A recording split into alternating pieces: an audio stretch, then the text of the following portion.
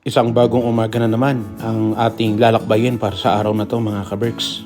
Kahit pag-gaano kalamig ngayong araw, kahit na nagyayelo pa sa labas, kailangan na bumangon na tayo dahil sa dami ng mga bills na nag-aantay sa atin buwan-buwan, kailangan na kumilos at kumayod tayo.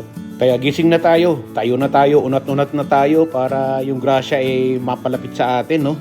Magluluto lang muna ako ng almusal ngayong umaga. Pero bago ang masarap na almusal natin, syempre, kailangan muna na magising ang isang puyat na matching. Basta araw-araw pag nagising ako, ang talagang ginagawa ko kaagad, nagpapainit ako ng tubig, nagpapakulo tayo ng tubig para sa mainit na kape. Yan talaga mostly ang ginagawa ko pag gising ko ng umaga. Titimplahan ko na rin pala si Angelo ng hot chocolate niya kasi nga maaga rin ang pasok ng anak ko. Kanina pa nga rin siya nagising at naliligo na siya at nagsishower na siya dito sa CR. Kaya naman titimplahan ko na rin siya ng mainit na drinks para magising na rin yung anak ko at sabay na kaming kumain bago kami sabay na pumasok. Wala kaming ibang na-prepare na pagkain ngayong araw at saka pareho kami na maaga ang pasok ngayon kaya madalian lang talaga yung aming almusal. Nagluto lang ako ngayon ng pansit canton. Oh, wag muna kayong mag-react na bawal ang pansit canton na masama yan sa katawan. Ngayon lang ulit kami kumain nito at saka nagmamadali lang naman kami talaga ngayong araw. Madalas kapag tanghali na yung pasok namin o kaya sa hapon pa o kaya pag day off ko or day off niya o wala kaming ginagawa talagang nagluluto ako, nag-e-effort ako na magluto ng kahit paano yung masarap na pagkain. Pero ngayong araw pagka-share na muna namin yung itlog at saka pansit canton. Yan lang muna yung lulutuin natin ngayon. Ito talaga yung buhay namin mag-ama dito sa ibang bansa. Kung kailangan kumain kami ng masarap na pagkain o kung kakain kami ng pansit canton, talagang yun ang isi-share ko sa video natin. Hindi kasi ako yung gumagawa ng scripted na videos, talagang yung makikita nyo lang sa aming mag-ama ay yung pang-araw-araw namin buhay dito sa Canada na gusto ko i-share sa inyong lahat. Para sa aming mag-ama, yung buhay namin dito sa Canada hindi ganoon kadali. Pero kahit pa paano lumalaban kami ng patas. At saka ang gusto talaga namin mag-ama na ma-share sa inyong lahat yung ma-inspire namin kayo. Saka makapagbigay nga ng konting impormasyon sa inyo na ang buhay namin dito sa Canada hindi ganoon kadali. Pero lumalaban pa rin sa araw-araw, di ba? Saka gumagawa pa rin kami ng paraan para maging masaya kami mag-ama. So tara, diretso na tayo. Papasok na kami dalawa ni Angelo sa trabaho. Ihahatid ko lang muna siya, idadrop ko siya sa work, tapos diretso na ako sa work. Saka sigurado na busy kami dalawa mag-ama ngayon sa trabaho dahil nga Valentine's Day ngayon. Pero walang Valentine's Day sa amin dahil trabaho muna mga ka-Berks. Nauna na palang umuwi si Angelo. So nandoon na siya sa bahay. Ako naman, alas 9 lalabas na ako ng trabaho. Ka-Berks, kalalabas lang natin sa trabaho. Alas 9 na ng gabi. At medyo malamig ngayon. Happy Valentine's nga pala sa inyong lahat. Siyempre Valentine's Day may pasok tayo. Ganun talaga. So uwi na tayo. Gutom na ako. Pagod na rin ako. Anong oras na? May mga gabi na hindi makatulog. May mga araw na halos ikadurog. Buhay na malayo ka sa pamilya mo. Tinitiis na para sa pangarap mo. Buhay sa ibang bansa hindi madali. Pagod at sikap para sa minimigay. Malayo sa magulang at mga kapatid. Nangungulila sa asawa at anak. Karpintero, kamano, kusinero. Puro mekaniko o inhinyero. Driver o tagahugas man ng plato. Pilipino kang puno ng respeto. So dito na tayo sa bahay at si Angelo nagluluto. Hello, Nak. Ay, hello. Magandang araw. Kumusta na? Okay lang. Bless? Ayos. Anong niluto mo?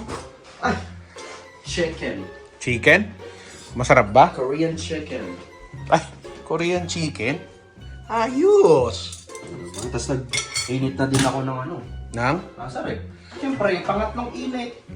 Pangatlong init. The best putahe. Oh, yan ang aming pagkain. So, tayong dalawa lang magde-date. Ooh. So, mga ka-Berks, kami lang dalawa na ako magde-date ngayong Valentine's Day. Happy Valentine's. Lahat tayo naka-black o wala. Walang red, walang red. Walang naka-red. So, kain na tayo. Mm. Ayun na yung Valentine's natin. Ayun na yun. Oh, yun na pala. Bakit? Kailangan mo pa ba ng magarbong bulaklak? Oo, wala ko na. chocolate? Saka, dapat to, nakatela. Ano yun? So, kakain na kami mga kaberks. At thank you anak, nagluto ka ng pagkain kasi gutom na ako galing sa trabaho. Hindi nyo kasi nakikita nagluluto si Angelo ng pagkain. Hindi mo kasi binablog. Hindi nila nakikita. Akala nila ako lang nagluluto lagi dito sa bahay.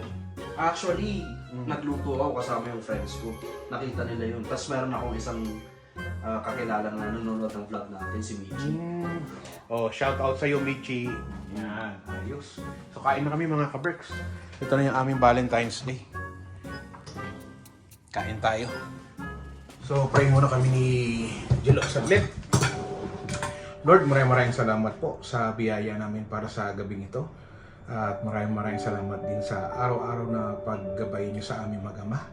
At kayo na rin ang bahalang maggabay at magtaguyod sa aming mga kamag-anak, pamilya, mga kaberks. In Jesus Christ our Lord. Amen. Kaberks, kain na tayo. Hindi na ako magkukutsara tinidor, magkakamay na lang ako. Pero na akong konting rice dito. Actually, hindi na kami nagra-rice no na. Ngayon lang ulit. Ngayon na lang ulit kami nag-rice. Hindi kami nagra-rice na. Eh, gutom na gutom din ako. Kailangan ko rin ng rice. Check nyo nga daw. Ha? Check nyo. Kung masarap, niluto niya. Tikman na natin kung masarap. Malamig na rin kaagad, no? Kasi yung weather, ang lamig eh. Panalo. Ito ba? Pwede na sa restaurant. Nung nagluto ako ng teriyaki, sabi mo, hindi masyadong toast, tapos parang patagal or Parang something. hilaw. Ngayon, Ito, toast na. ito yung char ng konti.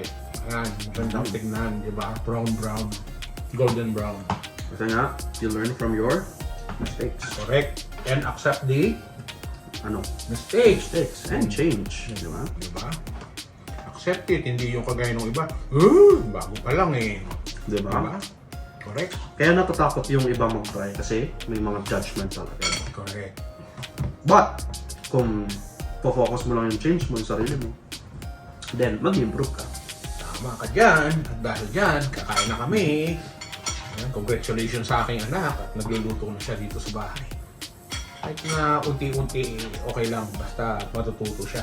Kasi may mga araw na mamaya wala ako sa bahay or na-late ako ng uwi, na-overtime ako eh. Kailangan niyang magluto at magutom siya, di ba?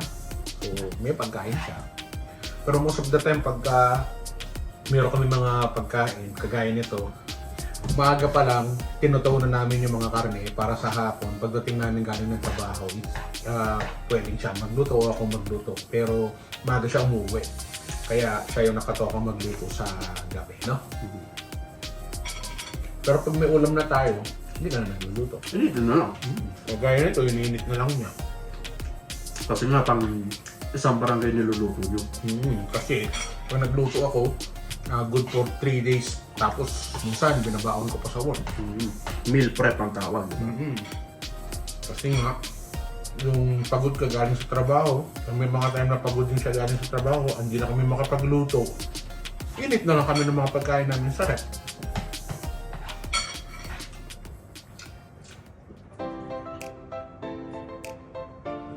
Bukas may pasok ka. Meron. Ano man ang hamon ng buhay, palagi ka lang sumabay. Piliin mo laging sumaya. Kay Chris Cusinero panalo ka. Di lang pagluto at sa kusina, sa adventure ay kasama. Sa lugar